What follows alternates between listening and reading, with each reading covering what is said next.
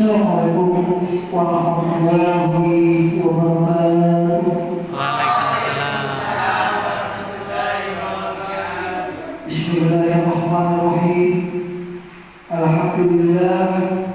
Alhamdulillahirabbil alamin. Wassalatu wassalamu ala asyrafil anbiya'i wal mursalin, imamil muttaqin, sayyidil hurril muhajirin, wa ala alihi wa sahbihi mujahirin al-tahirin, amma ba'd. Bapak Ibu sidang jamaah salat tarawih yang insyaallah dimuliakan oleh Allah Subhanahu wa taala, pada malam hari ini tiada kata yang patut kita panjatkan selain daripada memanjatkan puji dan syukur kita terhadap Allah Subhanahu wa taala. Karena dengan izin dan rahmat serta kekuatan kesehatan yang diberikan oleh Allah Subhanahu wa taala, kita masih bisa berkumpul di tempat ini menunaikan sholat isya secara berjamaah, dan insya Allah akan dilanjutkan dengan sholat tarawih secara berjamaah pula.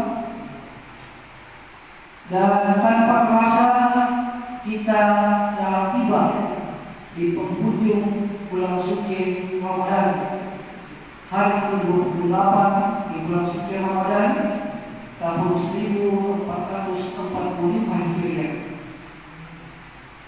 Bapak Ibu sidang jamaah salat tarawih yang insyaallah dimuliakan oleh Allah Subhanahu wa taala,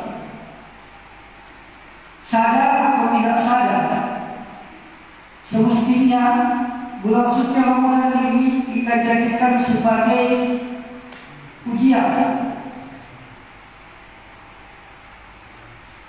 Ujian kelulusan kita lulus atau tidak di bulan suci Ramadan tahun 1445 Hijriah. Tapi dari tahun ke tahun sepertinya kita tidak pernah lulus dan keluar dari bulan suci Ramadan. Kenapa sementara kita tidak pernah lulus? Karena di awal-awal Ramadan masjid selalu dipenuhi oleh jamaah. Memasuki pertengahan, jamaah berangsur-angsur mulai berkurang, entah di mana. Kalau di kota besar, biasanya kalau jamaah sudah mulai berkurang, ya mereka sholatnya ada yang di Karebosi, ada yang sholatnya di Matahari, Makassar, dan lain-lain. Saya tidak tahu siapa imamnya. Ada yang mengatakan imamnya Concolai, ada yang mengatakan imamnya Kakarau Mita. Nauzubillah min dzalik. Bapak Ibu, saudara-saudara kaum muslimin, sidang jamaah salat tarawih yang insyaallah dimuliakan oleh Allah Subhanahu wa taala, semestinya di bulan suci Ramadan kita memperbanyak amal ibadah, memperbanyak amalan, karena sadar atau tidak sadar, siap atau tidak siap, yang namanya kehidupan pasti akan ada akhirnya. Kehidupan ini akan berakhir dengan yang namanya pintu kematian, dan itu hal yang pasti. Lambat atau cepat Allah Subhanahu wa taala akan menjemput kita satu persatu kembali kepada Tuhan. Bapak Ibu sidang jamaah salat yang insyaallah dimuliakan oleh Allah Subhanahu wa taala, di bulan suci Ramadan tahun 1445 Hijriah ini tidak sedikit saudara-saudara kita yang saat ini terbang lemah di rumah sakit Kiai Haji, terbang lemah di puskesmas, dan bahkan tidak sedikit pula saudara-saudara kita yang telah lebih awal berpulang ke pangkuan Allah Subhanahu wa Ta'ala. Sebuah hal yang pasti Bapak Ibu, bahwa mereka yang kembali di rumah sakit, yang kembali di puskesmas, mereka yang telah mendahului kita berpulang ke pangkuan Allah Subhanahu wa Ta'ala, itu tidak akan lagi dipertemukan, tidak akan lagi bersua, tidak akan lagi berjumpa dengan bulan suci Ramadan tahun 1446 Hijriah, tahun 2025 yang akan datang. Kita berdoa semoga kita masih diberikan umur panjang, masih diberikan kekuatan dan kesehatan oleh Allah Subhanahu wa Ta'ala untuk kembali bertemu, berjumpa dengan bulan suci Ramadan tahun 1446 Hijriah, tahun 2025 yang akan datang.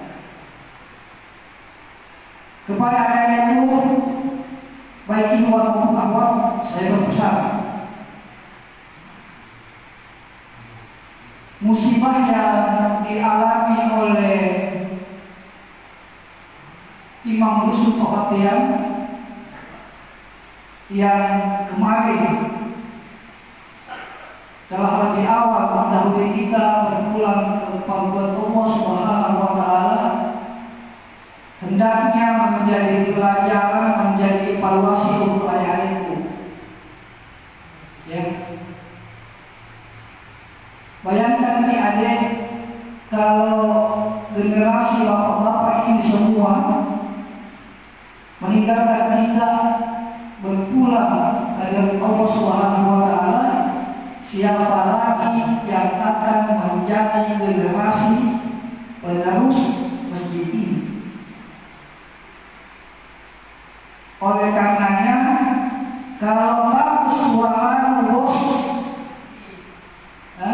bagus suaramu mau menyanyi di luar masjid, bagus suaramu main gitar, bagus suara aku besar suara membangunkan sahur, pakai tommy itu suara untuk azan di masjid.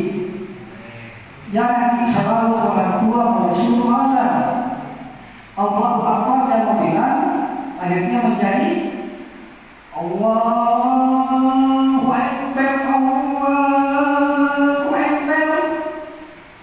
Bos, lain pengucapan, lain maknanya. Jadi kalau orang tua sudah tidak punya diri disuruh azan, lain artinya. Tapi saya bersyukur dari sekian masjid yang pernah saya tempati ceramah, baru pertama kali di dusun Depok Kuhala ini saya mendapati generasi remaja sudah dia imam, sudah dia protokol. Mudah-mudahan dari tahun ke tahun ini dapat ditingkatkan. Demikian pula adik-adikku akhwat di belakang. Saya berpesan agar adik-adikku sekalian bisa menjadi muslimah yang solehah, menjadi generasi emas, generasi masa depan dusun Depok Kuhala. Adik-adik mungkin tidak kenal saya, tapi bangunan tua di atas itu menjadi saksi bisu saya lahir dari gedung tua yang ada di atas SD. Saya dideportasi dari SD Dalbojengko karena tinggal kelas 5 kali. Baru kita dari Depok tinggal kelas 4 kali. Baru dideportasi di Makassar. Di Makassar saya 2 kali di SD. Juara tahu. Juara. Dari SD Wawaran 1, kemudian saya pindah ke SD Tamalan Raya. Di SD Tamalan Raya harus saya selesai. Setelah itu masuk di SMP Negeri 30 Tamalan Raya. Saya tidak malu-malu. Tapi jangan ikuti jejak saya yang dulu. Saya selesai di SMP 30 Tamalan Raya dengan yang terakhir Bapak Ibu 26. Tidak ada SMA negeri di Makassar yang mau menerima saya dengan yang 26. Karena tidak ada di SMA negeri yang mau terima saya, akhirnya saya masuk di SMA Muhammadiyah 3 Makassar. Tapi alhamdulillah, dengan saya masuk di SMA Muhammadiyah 3, saya banyak mendapat pembelajaran agama, pendidikan kemuhammadiyaan, dan itu yang kemudian menjadi modal dasar untuk saya pulang ke Selayar. Sampai di Selayar, alhamdulillah saya masih mendapati beberapa kegiatan yang menurut pendidikan yang kami dapatkan di SMA Muhammadiyah 3 itu tidak pernah dilakukan di zaman Rasulullah SAW. Sampai saya pernah sejarah masjid, papan masjid di Nurul Hidayah itu pernah saya situ. Karena tertulis Masjid Muhammadiyah Nurul Hidayah Wabuah, tapi yang saya dapati penamaannya tidak sesuai dengan nama masjid. Nama masjidnya Masjid Muhammadiyah, tapi penamaannya bukan penamaan Muhammadiyah. Sampai saya situ ini masjid. Alhamdulillah, ada yang saya sampaikan berbeda. Kebiasaan membawa bunga kuburan itu saya selalu berbahan-bahan. Sekarang di Belanda sudah tidak, sangat jarang yang membawa bunga kuburan. Kita membawa air dan bekal doa. Karena sesungguhnya ke kuburan itu memang cukup membawa bekal doa. Dan doa itu tidak juga harus disampaikan di kuburan atau dibaca di kuburan. Berdoa itu bisa di mana saja, di jalan bisa, di rumah bisa, di masjid bisa. Bapak Ibu sidang jemaah sholat tarawih yang insyaallah dimuliakan oleh Allah Subhanahu wa taala. Ada nilai yang bergeser di Kabupaten Selayar. Ini sudah berulang kali saya sampaikan, mulai dari sepan Ramadan di Sungai Padang atau Sikuyu, bergeser ke Kabu-Kabu, masuk di Dusun Buku Bakta, Ponia dari malam, dan malam ini terakhir di Bogor. Ada nilai bergeser Bapak Ibu, nilai persaudaraan kita, nilai kebersamaan kita, nilai kegotong royongan kita di Selayar ini perlahan-lahan berangsur-angsur mulai pupus. Mudah-mudahan di Tempo gotong royong itu masih ada. Dan kalau tidak ada ini, saya berharap dari bulan suci Ramadan ini kita mulai kembali membangun nilai-nilai kebersamaan, nilai-nilai kegotong royongan, nilai-nilai persaudaraan, nilai-nilai kepedulian sosial terhadap sesama. Bayangkan ini, ada kasus saya dapat di salah satu kelurahan di Beting, ada pasien yang sudah kurang lebih 10 tahun terbaring di rumahnya, tidak dibawa ke rumah sakit karena alasan tidak punya uang untuk ke rumah sakit. Keluarga maupun tetangganya seakan tidak peduli dengan keberadaan pasien. Mendapat informasi itu, kami dari komunitas peduli sesama Kabupaten Selayar berinisiatif mengangkat yang bersangkutan ke rumah sakit, dan alhamdulillah kita bisa bawa ke rumah sakit dengan menggandeng Badan Air Zakat Nasional, Basnas. Dari Basnas yang menanggung biaya perawatan, kami yang memfasilitasi ambulans ke rumah sakit dan menjaga yang bersangkutan di rumah sakit. Ini nilai yang bergeser sekali. Saya berharap nilai ini bisa kembali kita bangun. Sedekah, infak bisa kita tingkatkan mulai dari bulan suci Ramadan tahun 1445 Hijriah. Bapak Ibu sidang jemaah sholat yang insyaallah dimuliakan oleh Allah Subhanahu wa taala, bicara sedekah, bicara infak, ada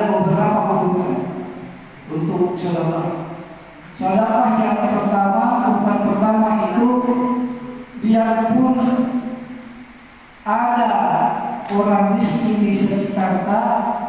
Tapi kalau masih ada orang miskin atau orang tidak mampu di lingkungan keluarga kita, atau mungkin ada saudara-saudara kita yang tidak mampu, maka sedekah itu bisa diberikan kepada saudara atau lingkungan keluarga. Yang kedua, sedekah itu bisa diberikan kepada tetangga. Selesai di saudara kita, selesai di keluarga kita, selesai di tetangga kita, baru memberikan sedekah kepada orang lain. Atau kalau tidak ada orang miskin di demo, sedekah masjid ke masjid, infak masjid ke masjid. Atau kalau tidak ada yang mau dibangun di masjid ini, ada badan amil zakat nasional, ada rasisku Kabupaten Selayar yang siap menampung dan menyalurkan zakatnya kita. Bapak Ibu sidang jamaah salat tarawih yang insyaallah dimuliakan oleh Allah Subhanahu wa taala. Terakhir, sebelum saya menutup ceramah singkat ini, saya ingin mengingatkan kita semua bahwa pada bulan 11 bulan November 2024 kita akan kembali diperhadapkan pada penyelenggaraan pesta dakwah muslim di Dinda, lakun muslim di Bukti. Karena dakwah muslim di Dinda, lakun muslim di Bukti, lakukan muslim di bulan 1 September dibayikan Bapak. Pokoknya kepentingan alhamdulillah, syukur Bapak taala kepentingan dia perlu tahu ini. Mudah-mudahan Bapak taala ajarin pelajaran takungkan mata takungkan pikiran kita, amun mati ataya dia dari keluarga alhamdulillah lima karena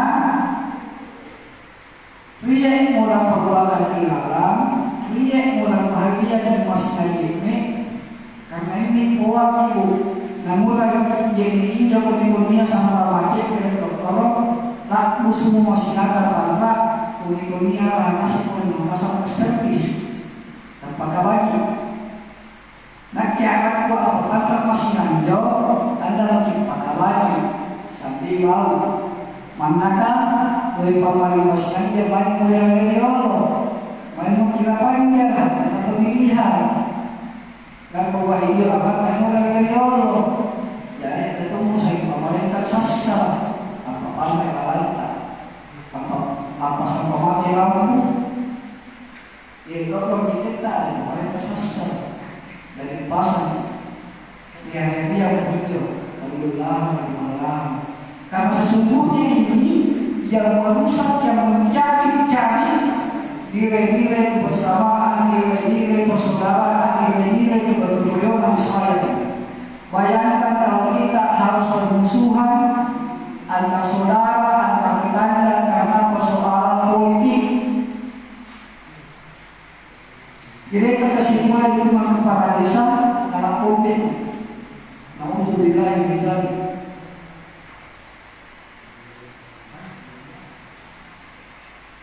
Ibu-ibu, itu kok. Ibu, jadi saya ibu, ini kewahidan ini selama bulan puasa. Paling rohe, takut kesalahan. Wahai paling kesalahan yang saya puasa. Kesalahan pertama, turun membuka asik kutu-kutui, takut sebutnya jalan, kepulauan pinjaman kepadanya, wartawan-nya, apakah mau berjalan? Pinjaman kepadanya, jadi sesuai sama kepadanya. Apa